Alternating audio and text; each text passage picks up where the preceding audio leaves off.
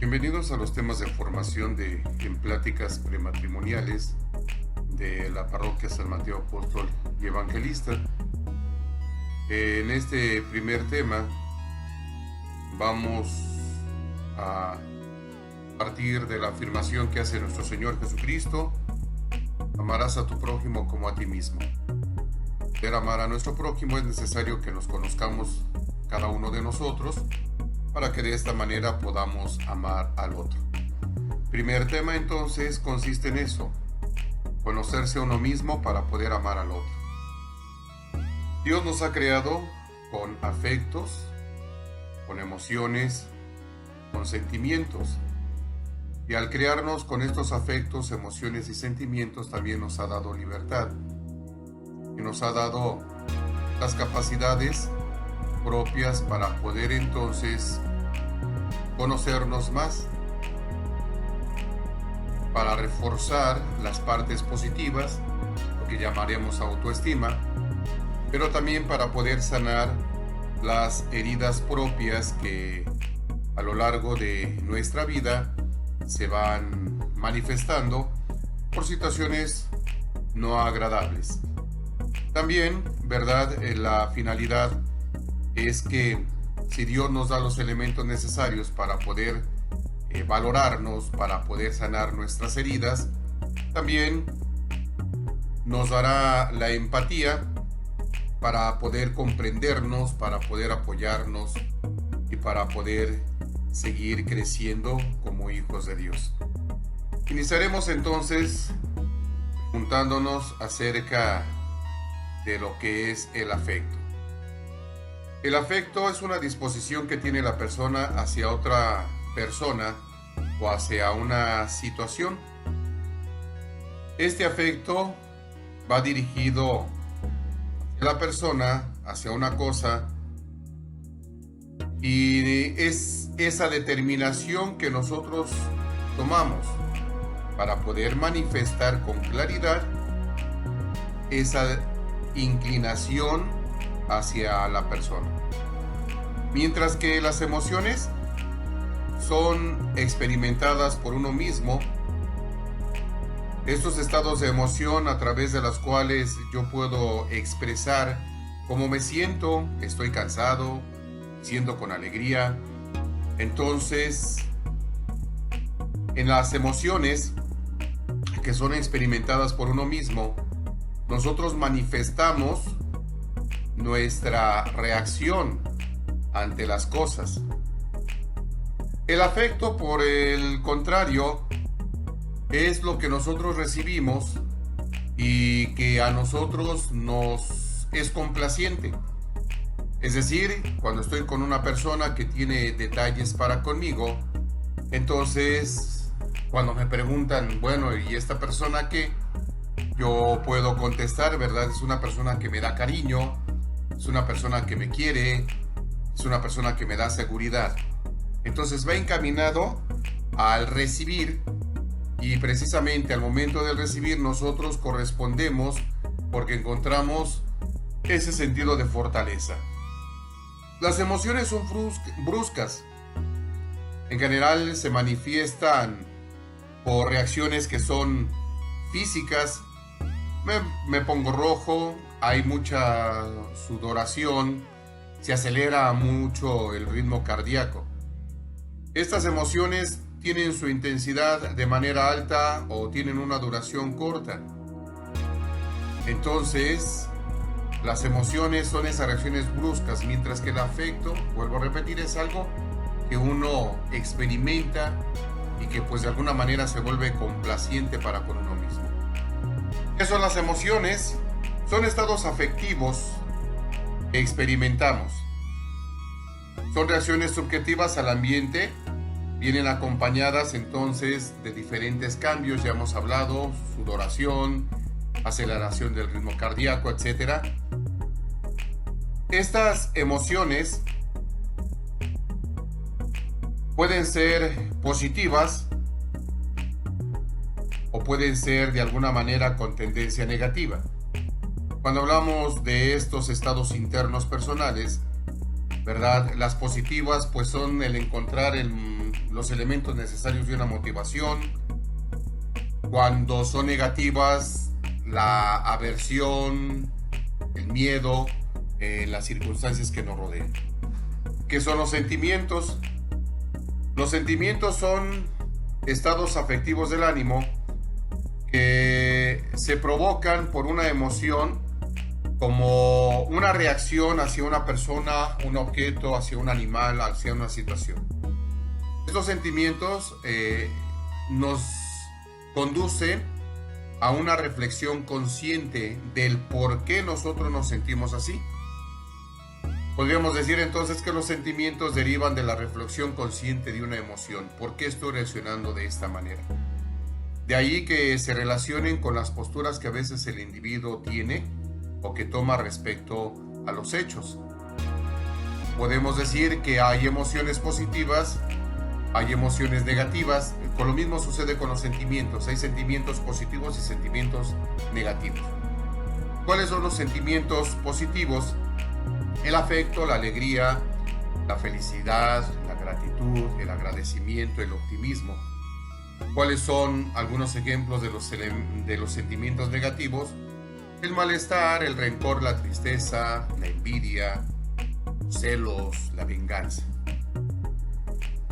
Si nosotros somos afecto, somos sentimientos y somos emociones, la Sagrada Escritura nos recuerda que nosotros, por encima de ser afectos, sentimientos y emociones, tenemos una grande capacidad, que es la de razonar. Y es aquí entonces en donde nosotros aprendemos a relacionarnos con estas situaciones, no dejándonos dominar por ellos, sino que buscamos que estas situaciones que vivimos nosotros nos interpelen para poder alcanzar esa madurez. Contamos con esta libertad y con esta conciencia para identificarlos, para desarrollar los criterios propios, para saberlos juzgar y sobre todo para buscar la manera de crecer. Llamados a gestionar e integrar nuestros afectos.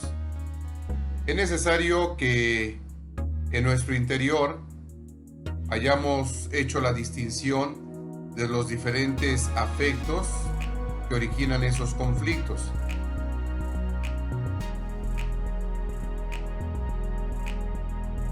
Debemos de comprender cuál es la situación del movernos, cuál es la situación ante una responsabilidad. Por eso es necesario que aprendamos a reconocer y a dialogar con nuestros afectos, sentimientos, emociones, a expresarlos, a leer e interpretar esta experiencia afectiva para poder comprender su significado. Es necesario recordar que somos seres libres y que por ello debemos de conceder a nuestros afectos. Debemos de ser muy cuidadosos que estos afectos nos quieran gobernar. Por encima de afecto, emoción y sentimiento somos razón. La madurez se va a alcanzar cuando nosotros, en nuestra capacidad de conocernos, de identificar las cosas, aprendemos a tener esos criterios para poder crecer, para poder desarrollar esa plenitud que se nos pide. Una vida equilibrada y una vida feliz se alcanzará cuando hayamos integrado sentimientos, emociones, pero también cuando haya el uso propio de nuestra razón. Soy consciente de que entonces en mi interior se van desarrollando ciertos conflictos y que de alguna manera estos conflictos son resultado de cosas que no me son a veces agradables. Por eso es importante el autoconocimiento, es decir, saber cuáles son mis fortalezas, saber cuáles son mis debilidades. ¿Qué debo evitar respecto a las culpas, a las debilidades que están presentes en mi vida? Y lo primero que debo de entender es que Como persona, yo ejerzo una libertad y que por lo tanto esa libertad solamente me va a limitar en la medida en que yo como persona me deje manipular, no por la capacidad que tengo como ser humano, sino por esas situaciones en donde yo quiero reaccionar como a mí se me da la gana, lo llamamos libertinaje, como a mí se me da mi gana, y no buscar con madurez los elementos propios para alcanzar una plenitud. Por lo tanto, entonces me voy a ver manipulado por mi libertinaje. Eso me irá poniendo límites en mi crecimiento.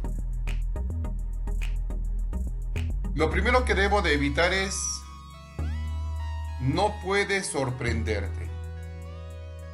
Todos tenemos cola que nos pisen. Si yo hago una lectura de la historia de mi familia, en mi abuelo, en mi padre, voy a percibir que hay rasgos de mi abuelo, de mi padre que se repiten en mi vida.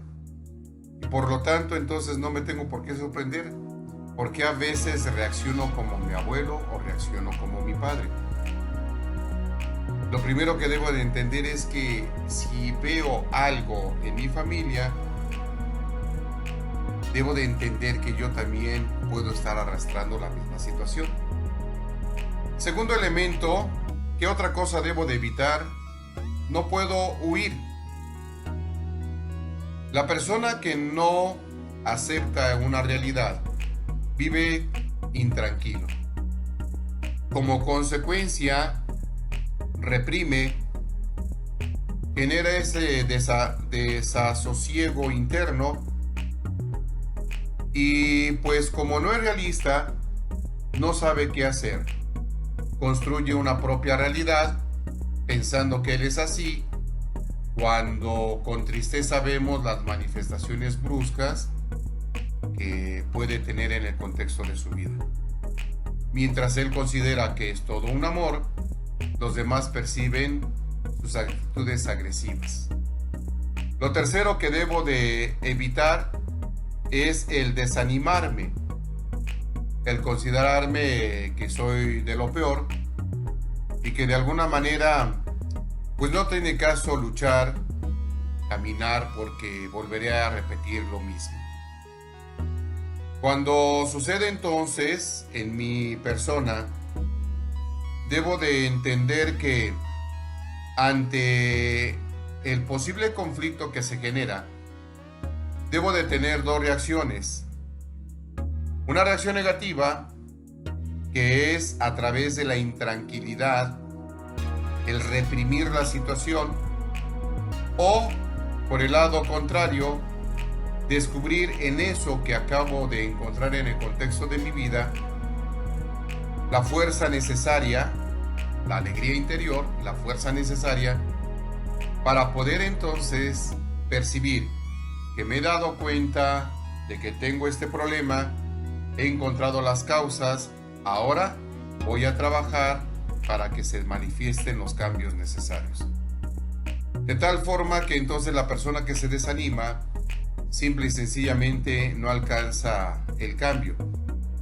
La persona que descubre esa alegría interior, esa fuerza, entonces a través de la humildad, reconociéndose por lo que es, postrándose delante de Dios, entonces con la oración podrá realizar un proyecto de vida para poder alcanzar el cambio en esta situación que le está estorbando. ¿Qué otra cosa debo de evitar? Debo de evitar el acostumbrarme, el decir así soy, así nací, así moriré. Si hay humildad, al reconocer esta situación, al saber cuáles son mis causas, y con humildad delante de Dios originar un proyecto acompañado por un psicólogo, por un director espiritual, el colocar un proyecto de vida, entonces esta oración que va generando en mi interior esa fuerza me va a ayudar a caminar, me va a permitir tener metas que puedan ser evaluables y que vayan dando resultados que sean muy claros, no solamente para mí, sino para los que me rodean. ¿Qué es lo que sí debo de hacer? Hemos comentado que entonces lo que no debo de hacer es sorprenderme, huir, animarme y mal acostumbrarme a la situación. Ahora, ¿qué es lo que sí tengo que hacer? Comentábamos hace un momento que es necesaria la humildad para darnos cuenta de qué es lo que está sucediendo, cuáles son las causas de esta situación y buscar las soluciones con pasos sencillos, concretos, pero que me den ese crecimiento. ¿Qué es lo que sí tengo que hacer? Lo primero es, partiendo de la humildad, entender que debo de aprovechar mis debilidades para transformarlas interiormente con la ayuda de la oración, con la ayuda de una sana humildad, escuchando el consejo de los demás, con la confianza en uno mismo, me tengo que echar porras, pero con esa paciencia propia que me va a permitir a mí ir creciendo en un contexto del amor. Y no con esa paciencia solamente para conmigo, sino para con mi pareja, porque va a ser necesario ese contexto del amor que nos tenemos como pareja para poder caminar. Entonces lo primero que necesito es la humildad para enfrentar las debilidades, regalándole al Señor el corazón, reconociéndome por lo que soy, diciéndole aquí estoy, de tal manera que entonces pueda yo vivir con mayor libertad interior. La libertad interior es el no autoengañarme, el no querer aparentar delante de los demás algo que no soy, cuando en mi interior yo me encuentro con una actitud inconforme. Exteriormente nadie me obliga a asistir a mi trabajo, nadie me encadena, tengo libertad exterior. Libertad interior es que yo no me sienta a gusto en el trabajo, que tenga que sonreírle a todo mundo, poner buenas caras, pero que interiormente esté diciendo ojalá y desaparezcas, ojalá y te corran. La libertad interior entonces será esa actitud que tiene la persona para poder manifestar su agradecimiento a través de la entrega generosa en lo que tiene que realizar, sin aparentar delante de los demás docilidad, sino porque realmente él vive con esa actitud de agradecimiento. Después de la humildad, debo de tener confianza en Dios. Con el paralítico de la piscina de Betesda, Jesús lo encuentra, Jesús le pregunta, ¿quieres quedar sano? El paralítico se justifica diciendo, sí Señor, pero cuando logro llegar a la alberca, ya alguien más se ha metido. Y entonces es cuando Jesús le dice, toma tu camilla, levántate, vete. En esta reacción de nuestro Señor Jesucristo ante la situación que está viviendo el paralítico de la piscina de Betesda, nuestro Señor Jesucristo nos enseña que en muchas ocasiones, por lo que vivimos, nosotros podemos estar tirados como el paralítico. Sin embargo, la pregunta de Jesús siempre será la misma: ¿quieres quedar curado? ¿Quieres quedar sano? Las justificaciones que nosotros podemos usar como el paralítico serán las mismas o hasta mejor elaboradas, pero a final de cuentas el acto de confianza, cuando Jesús dice levántate, toma tu camilla, camina, es cuando se manifiesta entonces esa confianza en Él. Y Jesús nos lo va a seguir diciendo. Dios nos ama como somos, nos permite experimentar cosas a veces no agradables, pero que en la medida en que nosotros confiamos en Él, esas cosas nos van a ayudar a caminar en su plan de amor. El siguiente momento es experimentar el milagro de la paciencia. Entendiendo que el milagro de la paciencia es la manifestación de esa armonía y de esa tranquilidad que tiene la persona. El milagro de la paciencia hacia uno mismo, hace ratito comentábamos, no es válido que haya actitudes evasivas, que uno se desanime, no es válido el estancarse, pero sin embargo, cuando se da el milagro de la paciencia en uno, puede uno comprender que hoy dio 2 pasos y que a lo mejor retrocede uno, pero sin embargo, siempre tendrá esa actitud constante de caminar. Y ese milagro de la paciencia nos permitirá dar paso a pasito para alcanzar nuestra plenitud. Y el milagro de la paciencia que se pone en práctica hacia los demás. Es decir, soy realista, si yo tengo limitaciones, tengo virtudes, mi pareja también tiene. Y no tengo por qué estarme desesperando con mi pareja porque yo quisiera que cambiara y no lo hace, va muy lento. Y entonces en el milagro de la paciencia es comprender que así como me exijo a mí las cosas, es necesario exigírselas también a mi pareja, partiendo de una actitud realista, dando paso a paso para alcanzar esa plenitud. No le puedo pedir a los demás lo que yo no estoy dando. Entonces yo soy en el milagro de la paciencia el primero que tiene que dar los pasos para poder pedirle al otro que también dé los mismos pasos. En este milagro de la paciencia debo de entender que debo de aterrizar los cambios con actos claros y concretos. De que amo a mi persona, de que amo a mi pareja, tal como es, con sus cualidades, con sus habilidades, con sus limitaciones, que espero ser corregido sin actitudes ofensivas y que debo de corregir sin ofender. Siempre con una presencia para ayudar a que el otro alcance una plenitud. Quiérete, no dejes de sanar tus heridas. Somos seres con emociones y sentimientos, con capacidad para reconocerlos y para dialogar con ellos. Es necesaria la inteligencia y la libertad para no dejarnos dominar por ellos. Para esto, entonces, debemos de comprender que luchamos con humildad, luchamos con paciencia, con nuestra confianza en Dios, y que nos esforzamos en ir construyendo este milagro de la paciencia, no solamente para con nosotros mismos, sino para quien es parte de nuestra vida.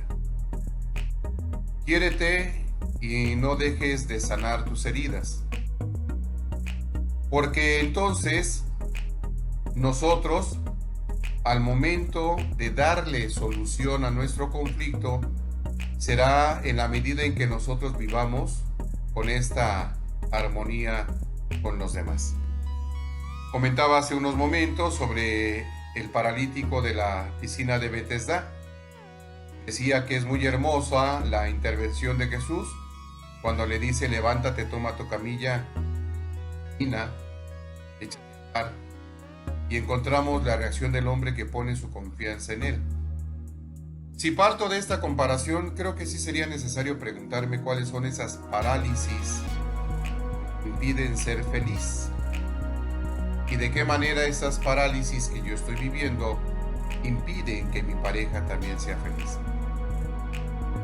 Por eso, en la medida en que nosotros somos conscientes de que tenemos ciertas parálisis y nos acercamos al Señor, entonces deseamos encontrar esa sanación en las situaciones de nuestra vida, ya sean cosas pasadas, sean cosas presentes, pero encontramos en Jesús esta solución. ¿Qué es la autoestima? La autoestima es el sentimiento con el que valoramos nuestro ser Es el conjunto de rasgos corporales, emocionales, mentales, espirituales que configura nuestra personalidad. Se aprende, se cambia, se puede mejorar. Con una estima adecuada, consigues habilidades y seguridades que te permiten afrontar con vida el éxito y la misma felicidad en la vida. Si por el contrario tu estima es baja, seremos responsables de los fracasos y del sufrimiento que viviremos nosotros y que de alguna manera haremos que los demás vivan. Todos tenemos en nuestro interior sentimientos no resueltos, repentinos cambios de humor, reacciones exageradas, ansiedades, culpas, reacciones o actitudes de autodestrucción, actitudes negativas. Y estos sentimientos no resueltos van a generar insatisfacción y situaciones de dolor en el contexto de mi vida. Por eso es importante entender que es necesario resolver estos sentimientos que han dejado algo autodestructivo en el contexto de mi vida. ¿Cuáles son los factores que influyen en la formación de la estima? Encontraremos nosotros 4 factores. El primero de ellos es la familia, que es el principal factor que va moldeando nuestra autoestima. En ella aprendemos a querernos, a valorarnos. Según nos hayamos comunicado con nuestros padres, así será nuestra comunicación con nuestros hijos. Según la cercanía de nuestros padres para con nosotros, así será la cercanía de nosotros padres con nuestros hijos. Nuestra manera de juzgar, nuestra manera de relacionarnos con los demás, como hemos sido en la familia, así seremos en la nueva familia que nosotros formaremos. El segundo factor que influye son los grupos en los que nosotros participamos, nuestros grupos de elección, porque lo que ellos piensan van a influir de manera positiva o de manera negativa en nuestra personalidad y en nuestra manera de pensar. El tercero es el colegio. Aunque nuestros padres han buscado el inscribirnos en una buena institución, debemos entender que la opinión tanto de los maestros como de los mismos compañeros van generando el esquema de nuestra autoestima. Y esta imagen se va formando a partir de esas opiniones. Si de alguna manera, ¿verdad?, nosotros no lo hemos comprendido de manera adecuada, delante del maestro éramos uno, cuando el maestro no estaba presente éramos otros, entonces nos iremos comportando de esa manera. Y el último factor es lo que uno va pensando de sí mismo, lo que uno desearía ser. Nuestra actitud está determinada no solo por lo que pasa, sino por la forma en que enfocamos y respondemos a las situaciones de nuestra vida. Ante situaciones o personas que quizás me molestan, yo tendría que preguntarme, ¿por qué reacciono así? Ante una persona que quizás me incomoda y que inmediatamente vienen pensamientos no adecuados, tendría que preguntarme el por qué estoy reaccionando así. No puedo yo relativizar eso que estoy viviendo, porque al final de cuentas eso habla del tipo de estima que yo tengo. Si hay sentimientos en nuestra infancia que no están resueltos y entonces me estoy dando cuenta de que mi autoestima está un poquito delicada, ¿cómo puedo hacer para sanar esta autoestima? En primer lugar, es necesario que yo sea consciente de que tengo ese problema. Pero también, no solamente me debo de quedar en la parte consciente, sino que yo también quiero darle solución. Ya hemos hablado, déjate acompañar por un psicólogo, por un director espiritual, por una amistad que tenga buena orientación. Entonces sí es importante que yo sea consciente y que busque quien me ayude a salir de ese conflicto. En un segundo momento, la oración será fundamental para que el Señor mantenga esa fortaleza en el proyecto de mi vida. Recordemos Los cambios se deben de manifestar en acciones, no en las intenciones. Y en la medida en que hay humildad y me pongo delante de Dios, en la medida que tengo esa confianza y en la medida en que estoy desarrollando el milagro de la paciencia, es en la medida en que entonces la oración se convertirá en esa acción concreta en la situación de mi vida, vendrán los cambios importantes. En un tercer momento, tu pareja tendrá un papel importante en esta tarea, porque encontrarás dentro de ese milagro de la paciencia comprensión, apoyo, ayuda. Cuarto momento, practica técnicas de manera constante. Tenemos ahorita nosotros muchos libros de autoconocimiento, libros de crecimiento. Lógicamente, no cualquier libro será adecuado. La misma palabra de Dios me puede dar las pistas para mi crecimiento. Por eso es importante, ¿verdad?, en esta práctica, acudir a alguien que me pueda dar una buena orientación. Y estamos hablando de un psicólogo, de un director espiritual, de un guía. ¿Cómo hacer frente a una crítica destructiva? Muy común será que entonces yo considere que sí estoy caminando, pero alguien que tiene sentimientos no resueltos, a lo mejor buscará la manera de echar por debajo la tarea que estoy realizando. Por sus agresiones constantes en el diálogo, por sus críticas. Entonces, ¿qué es lo que tengo que hacer yo para sanar esa situación? Lo primero que tengo que entender es que a veces no tengo por qué escuchar todos los comentarios. Haz como si no los oyeras. Practica la autocomunicación positiva. Y si para esta autocomunicación necesitas dejarte un papelito con buenos mensajes, hay que hacerlo.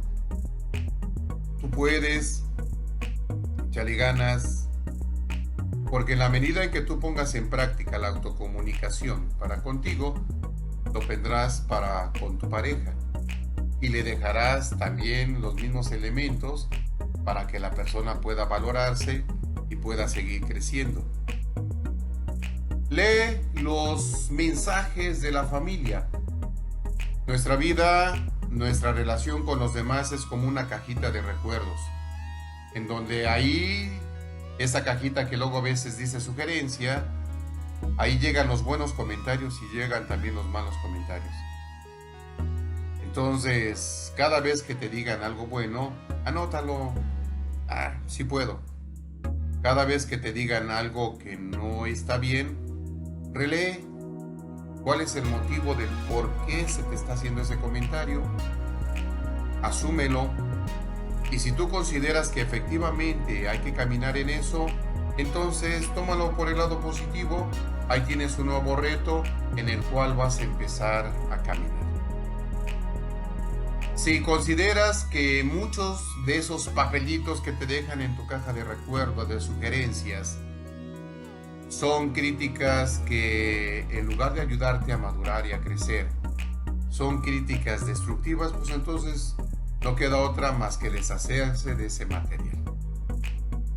Toma una hoja, destrúyela, quémala, entendiendo que ahí van los comentarios negativos, para que entonces no queden dentro del contexto de tu vida y te sientas afectado por los comentarios de los demás y entonces caigas en la situación pesimista delante del contexto de tu vida.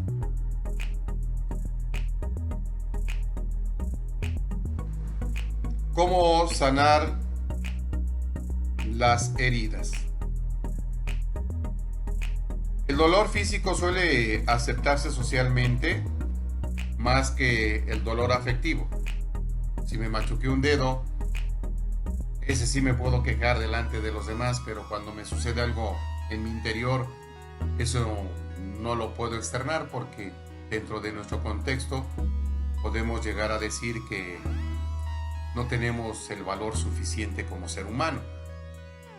Y por lo tanto entonces si tengo un dolor físico voy al médico, pero si tengo un dolor afectivo, ahí sí me cuesta mucho que me digan ve al psicólogo, ve a hablar con un sacerdote, ve a hablar con alguien que te ayude. Me es más fácil ir al médico para que me dé el montón de pastillas. Me cuesta mucho darle solución al dolor afectivo, buscando a alguien que me ayude en mi crecimiento propio. Entonces, ¿cómo sanar las heridas? Lo primero es conociendo las causas.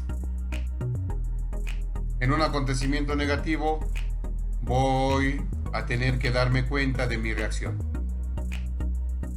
Reacciono como el que se hace la víctima, es decir, como la persona que genera en sí mismo el malestar, el fracaso. Hay una cierta frustración y por lo tanto entonces le exagera las cosas para que los demás lo apapachen, lo vean con bonitos ojos y ande comprando compasión de los demás. O ante una situación no agradable, lo veo con resiliencia. Es decir, soy capaz de entender que esto no es agradable y por lo tanto tengo la capacidad de sobreponerme a esa adversidad, asumiendo lo positivo para poder caminar. Entonces, ante una situación no grata, ¿cuál es mi reacción? Si yo no me ubico entre que si estoy actuando en el papel de la víctima o si estoy actuando con resiliencia, no podré entonces ver hacia dónde estoy caminando. Entonces, lo primero que voy a hacer es aceptar la herida como parte de ese proyecto de mi vida. Debo de comprender que tengo malos hábitos y que pues puede ser resultado de un mal hábito, de una situación defectuosa. Entonces, al aceptar la herida como parte de mi propia persona, voy a sacar una enseñanza, voy a ponerme a trabajar para que entonces este aprendizaje lo manifieste en el cambio de mi conducta y por lo tanto entonces vuelva a recuperar ese control sobre el contexto de mi vida, generando los cambios tanto personales como los cambios en mi actitud en la relación con los demás. Debo de sobreponerme a las heridas, debo de permitirme también, ¿por qué no hasta enfadarme conmigo mismo? Porque a lo mejor yo mismo he alimentado esa herida. Y al decir que he alimentado esa herida es porque a lo mejor me ha gustado echarlo leña al fuego. Te vuelvo a recordar, cuando caemos en el papel del victimismo, entonces yo mismo me hago el mártir para que los demás me puedan ver. Debo de entender que cuando me enfado conmigo mismo, no es porque existe una decepción, sino porque me estoy dando cuenta de que no estoy viviendo plenamente libre y me estoy dejando manipular por esa emoción, ese sentimiento de manera negativa. Tengo que aprender que tengo que liberarme de la culpa y del rencor que van haciendo que la herida cada vez se haga más grande. También es necesario entender lo que significa perdonar, como esa situación de que hay oportunidades que son importantes. Si nosotros recordamos que nuestro Señor Jesucristo en la cruz murió perdonando, por encima de todo el dolor, la flagelación, la coronación de espinas, los clavos que le metieron para detenerlo en la cruz, por encima de todo eso Jesús murió perdonando, es porque entonces supo superar esa situación de rencor, hacia las personas que lo habían maltratado. Bien, al entender lo que es el perdón, yo también debo de entender que hay maltratos en el contexto de mi vida, pero que de alguna manera yo no puedo estar viviendo con esos maltratos que los demás hicieron en el contexto de mi vida, porque cada vez que me acuerdo de ellos, porque cada vez que revivo el acontecimiento, inmediatamente las heridas se hacen más grandes. Es necesario entonces perdonar a la persona, perdonar a la situación, lo que haya provocado esa ayuda. También recordemos que en la medida que se va dando el perdón, desde la cruz ha brotado una nueva vida. Ese Jesús que le dice al ladrón arrepentido: conmigo estarás en el paraíso. Entonces el perdón consiste en renunciar a la venganza y querer, a pesar de todo, lo mejor para el otro, aunque me haya hecho lo que me haya hecho. Superar las ofensas que tienes en el corazón es muy importante, porque el odio y la venganza van envenenando la vida y la relación con los demás. Mientras que el perdón va a ser resultado de ese acto libre, de ese acto consciente. Y sobre todo va a tener como fundamento la gracia de Dios presente en el contexto de tu vida. Deberíamos entonces, cada vez que tenemos una confrontación, mirar a ese Jesús de la cruz, para no quedarnos con nuestras heridas en el corazón, sino para actuar como Cristo, dando esa libertad, dando el perdón y brindando esa nueva vida. ¿Quieres ser feliz? Tienes dos opciones. Véngate y serás feliz por un momento. ¿Quieres ser feliz? Perdona y serás feliz siempre. Esa es una reacción que yo tengo que revisar constantemente. Para desarrollar la empatía y amar mejor, es necesario que recordemos que nuestro Señor Jesucristo contemplaba a las multitudes como ovejas sin pastor. Y nos dice el Evangelio de San Marcos que Jesús se ponía a enseñarles.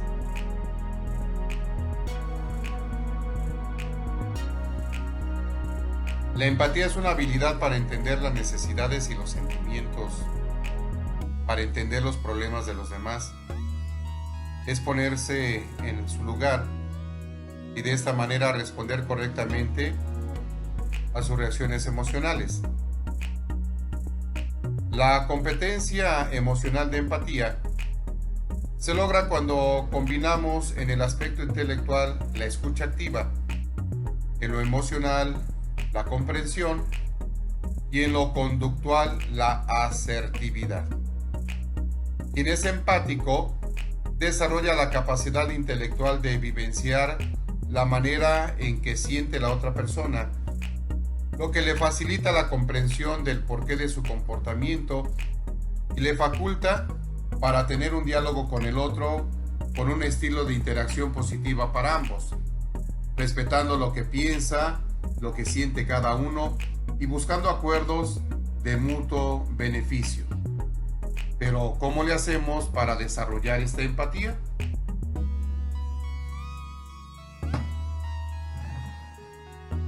La empatía como escucha activa.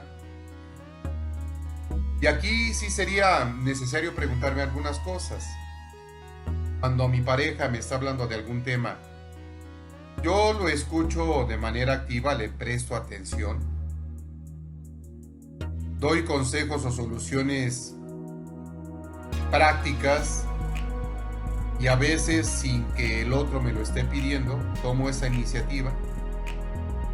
Hago afirmaciones continuas acerca de lo que me está diciendo, dándole a entender que lo que me está comentando es importante para mí, le estoy poniendo atención y que, pues, desde mi punto de vista creo que el aspecto fundamental es esto.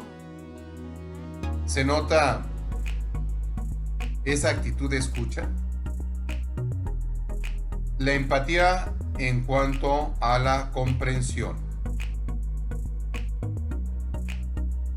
Se realizan juicios o condenas cuando tu pareja realiza un acto que te ha supuesto algún dolor o que te ha recordado alguna situación no grata.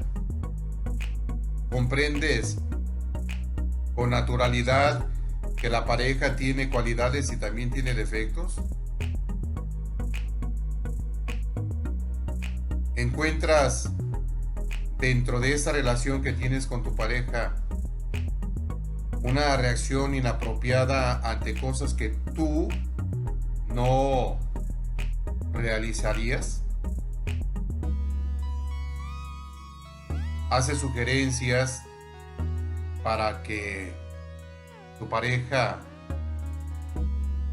pueda superar el estado en el que actualmente se encuentra? La empatía de asertividad.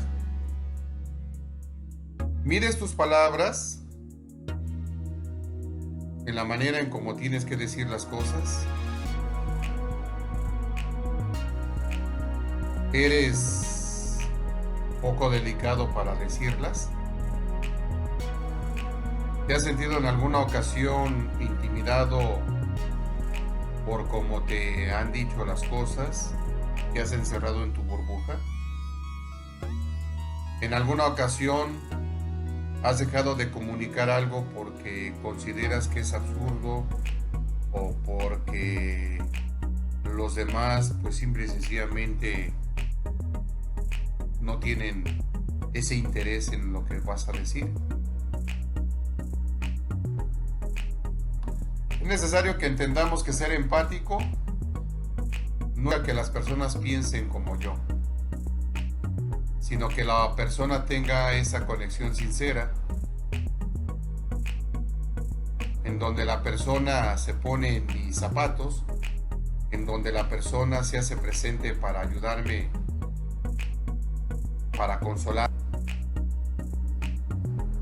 Es necesario volver a entender que la empatía es salir de mi persona para ir hacia el encuentro del otro, para brindarle la atención necesaria. Cuando hay incomprensión, cuando hay intransigencia, la persona se cierra, la persona no sale. Cuando hay empatía, la persona busca la manera de que sus valores lleguen a sí.